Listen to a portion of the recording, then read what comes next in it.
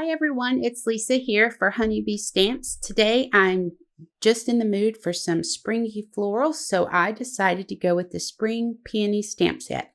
So I'm going to be doing some masking, Copic coloring. We're going to do sharing things that go right, and we're going to share things that go wrong.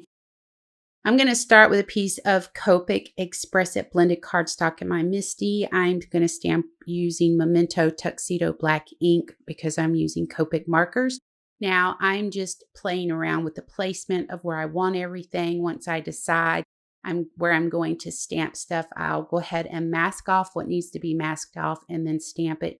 Now, I did create these masks before the video because I really didn't think you guys wanted to watch me stamp and fussy cut stuff. So I just used some masking paper, stamped the images, and then fussy cut those out. Now, that's my favorite part right there is the reveal. It's one of the things I love about masking. The fussy cutting, yeah, not so much, but the masking, yes. All right, so on to the Copic coloring. So I'm going to start with this R81, and really all I was doing was just wetting the paper.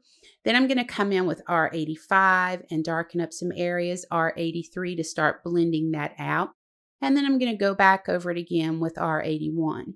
Well, I leave the very tips of those petals white because that's going to be the lightest areas, and I don't like to lay any color down on them until the very end. I'm coming in with R59 and I'm going to come in with Black 100. Now, I work each petal at a time when I do this because as long as that ink stays wet, it's pretty easy to blend out. So I really never have any issues when I go that dark and try to blend things out because I work that one petal at a time. It gives you enough time to, for the ink not to dry out. So I'm going to keep on doing this, laying down the light color, then the darkest, and then blending out, going back over it, making sure the tips of those petals are white. And then once I do this flower, I'm going to do the other two the exact same way.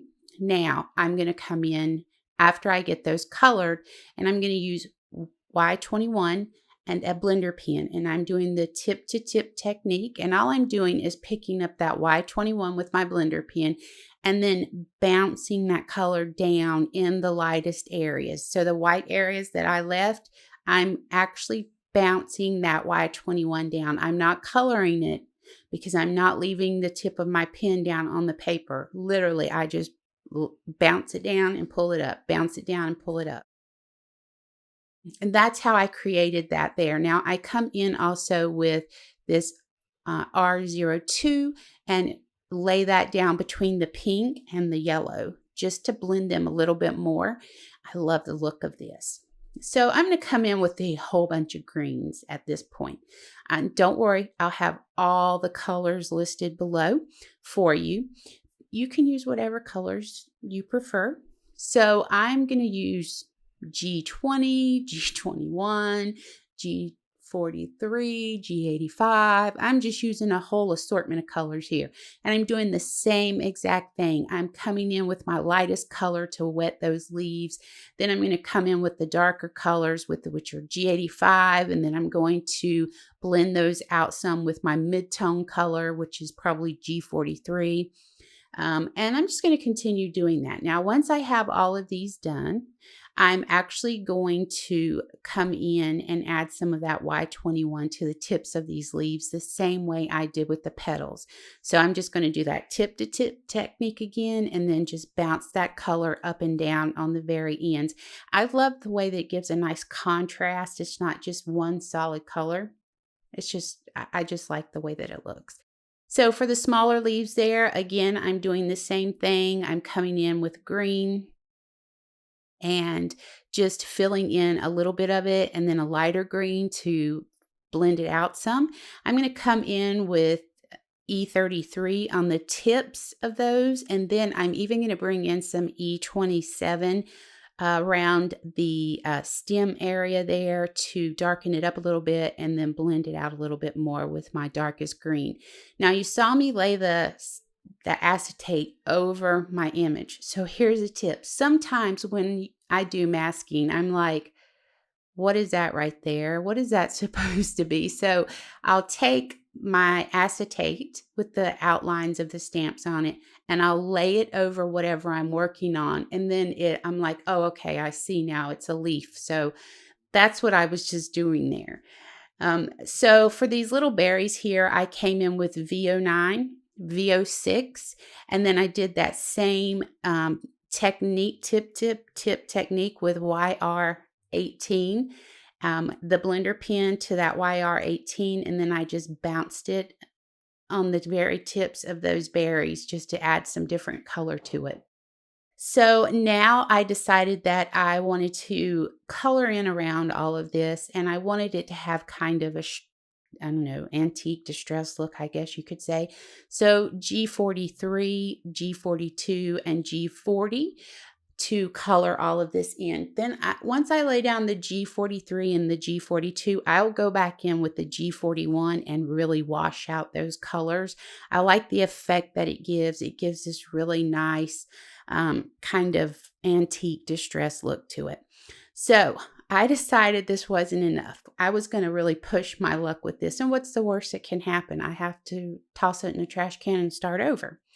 So I'm using that tip to tip technique again with the blender pen and B37. Now you're going to see me taking the blender pen over to the scrap paper because the B37 is kind of dark if you just take it straight to the paper. So I take a little bit of it off of the tip of that blender pen before I actually start to lay it down, because it's easier to go back and add the color if you want. It's harder to take it away. So I try to start out a little light and then go heavier if I want to.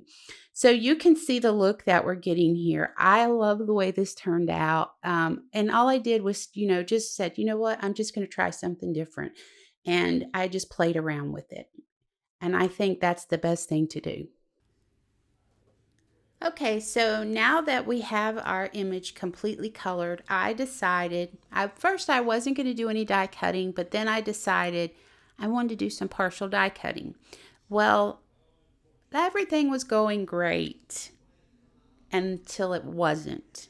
So here you can see I'm doing the partial die cutting. I'm using a smaller plate. It makes things easier.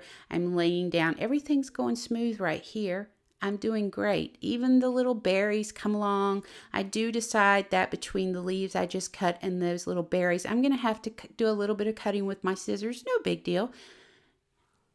Until we get around there to the last flower. And that's where everything just kind of went wrong. So what I wasn't paying close enough attention, and I ended up cutting more of the flower than I wanted to. So I'm going to show you what to do when you've created your colored image and you don't want to throw it away because you spent an hour coloring it and then you end up die cutting it and messing it up. So we're going to show you how to get around that. So I'm just going to continue laying the die cuts down, running them through, and really it's my fault. I wasn't paying attention. I should have been paying closer attention and I wouldn't have had this problem. So you can see everything is great up to this point, and I'm going to go ahead and lay down this last die and do my thing and run it through the machine to realize that I cut it too far. So what I'm going to do is just run it back through and completely cut it out. It's too late to stop at this point. It is what it is. We're moving forward with. So if you're die cutting, partial die cutting, and happen to mess up on something like this, don't throw it away. We're going to fix it. Okay, so the next thing I'm going to do is go ahead and get my card base ready so that I can attach my flowers to it. So I'm going to use the diamond pattern stencil here and some willow ink, and I'm just going to ink blend this out. And I'm going to start heavy in that bottom left corner. That's where my flower arrangement's going. And then I'm going to lighten it as I work out. So one thing that I know everybody probably knows this, but wherever you're going to be putting your image, I recommend that's where you start ink blending from. That way, as you're starting, sometimes you might end up with some heavy marks or, stuff like that. If it happens, it'll be covered up with your image. So there's our ink blended card base, which is a 4 1/4 by 5 1/2 inch card base. And here's our partially die cut image, and we're just going to kind of play around with this and see exactly where I want to put it and how I'm going to arrange it. So now sometimes when I'm trying to figure out if I want to use mounting foam, I'll just stick something up underneath whatever it is I'm trying to debate on and make my mind up. So I'm going to put mounting foam on the back of this, and then I'm going to go ahead and adhere it to the card. Now the piece that we ended up die cutting completely out, we're actually going to glue that straight to the card base. So once I get this on the card with the mounting foam, then I'll just add some adhesive to the back of that flower and then place it right down into the die cut. And by the time we add our sentiment to it, you really can't even tell it. Okay, so I'm going to go ahead and add some sequins around the flower arrangement. And I'm just messing around with the placement here, and then I'm going to go ahead and adhere them to the card. I'm using the Honeybee's Sunlight sequins or confetti mix. Sorry about that.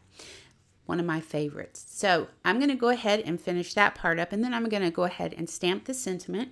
We're going to use black cardstock and heat emboss white onto it. Now I'm going to use the Happy Birthday sentiment stamp set from Honeybee and just stamp Let's Celebrate, because on the inside of the card I end up doing some stenciling and I stamp that big happy birthday on the inside of the card so that I can do a handwritten message along with that. So here I have my Misty, I have my black paper in there. I'm going to go ahead and lay down some anti-static powder and then stamp the image using some white pigment ink, and then go ahead and heat emboss it with white embossing powder and then heat set it. Okay, so now that we have the sentiment ready, I'm going to go ahead and dump the sequins out on my desk because, well, that's just the kind of day I'm having. We're going to trim this sentiment down with the paper trimmer, and I'm going to show you a little trick that I do. So I've went ahead and I cut it down some from top to bottom, but now I need to cut the ends of it off. So what I do is I'll place my sentiment in my paper trimmer, and then when I get it where I want it, I bend it down just a little bit to see if that's exactly where I want to cut it. And if it is, I'll go ahead and cut it. If not, I'll make the adjustments I need to make and then try it again and then cut it. So I just give it a tiny little bend. I don't put a crease in it, just a little one, so I can get a feel for where that blade's going to hit. So that's just a tip. Okay, so now we have our sentiment, Let's Celebrate, and we're going to go ahead and put some mounting foam on the back of it and adhere it to the card. So this is something I rarely do, is do the inside of a card, because I usually, if I'm not giving the cards away, then I'm usually doing a handwritten message on the inside of it. So if I'm giving it away, I like to leave it blank so the person that is going to be using it can put whatever they want on the inside. So I came in with a diamond pattern stencil and went ahead and used the same willow green ink to do a little bit of stenciling on the inside of it. And then I'm going to go ahead and stamp this large happy birthday using VersaFine Clair Nocturne ink. And I'm going to stamp that on the inside, and then I can come in and add any kind of little message that I want to go with that. So I think that's going to bring us to the end of the video. I really appreciate you joining me, and I hope that you enjoyed the video. I hope you'll click the subscribe button and ring the bell to be notified of new content to the channel. For more information about the products used, head over to the Honeybee Stamps website, and I hope you have an amazing day.